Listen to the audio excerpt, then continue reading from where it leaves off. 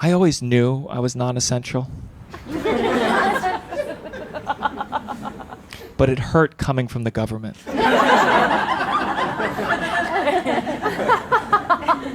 I've been talking about it with my therapist. I've been seeing my therapist over Zoom.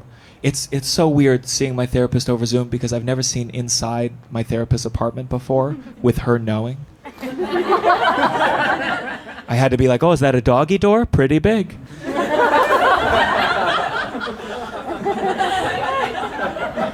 She wrote me this long email, like, even though we're meeting on Zoom, I should continue to dress like we're meeting in person, which I think was code for wear pants. But I was already doing that. I don't want my therapist to see my erection.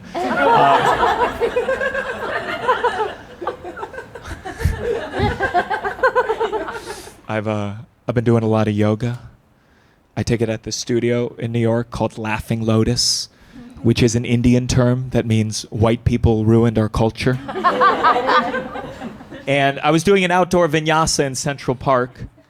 And in honor of Black Lives Matter, my white yoga teacher had us do all the poses with black power fists while playing Despacito. But it made me realize that, like, if you appropriate enough cultures at the same time, it becomes white. Like, if I saw a Korean woman in a native headdress making guacamole, I'd be like, we stole that first.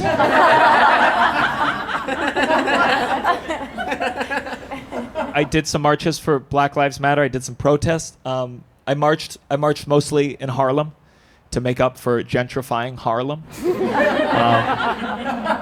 I live across the new Whole Foods on 125th and Malcolm X Boulevard, which is what he would have wanted. And I wish I should have marched. I hadn't marched a lot before, and I wish I had started with something like less important, like protesting the Whole Foods. Because not all the chants were made for me to say. Like maybe I got a little too into it, but we were walking down Fifth Avenue, and I was like, no justice, no peace, fuck these racist ass police. I turned to my right, and there were about, I don't know, a dozen black police officers. I was like, it's a trap! Oh, fuck, who's filming me? I short-circuited. I was like, Black Lives Matter, so your lives matter. All lives that are black. Jerron, can we switch places, please? But I learned there's parts I needed to bow out. It's like singing along to Kanye. I think there's a lot of white people trying to help, and they're gonna make mistakes. They're gonna make rookie mistakes, and they're gonna get shit for it. And we deserve that shit because the reason we made so many of those mistakes is because we waited so long to help in the first fucking place.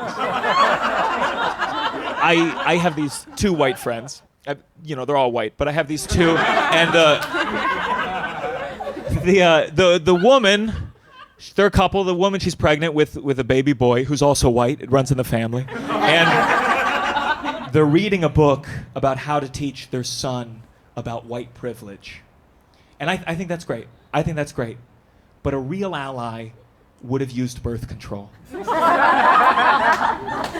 We don't need more of us at the moment, okay? I'm a real ally. I pull out for progress. I don't post a black square on Instagram. No, I post a white circle, square on her back.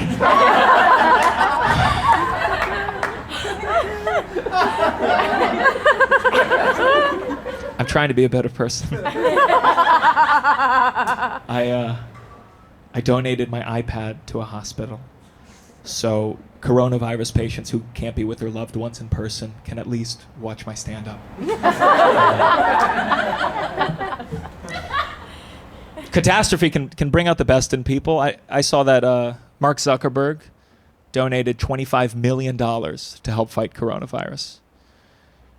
Which sounds great on paper, but I did more research, and it turns out that is 0.023% of his net worth. Me donating 0.023% of my net worth is like if I went up to a homeless guy and stole $1.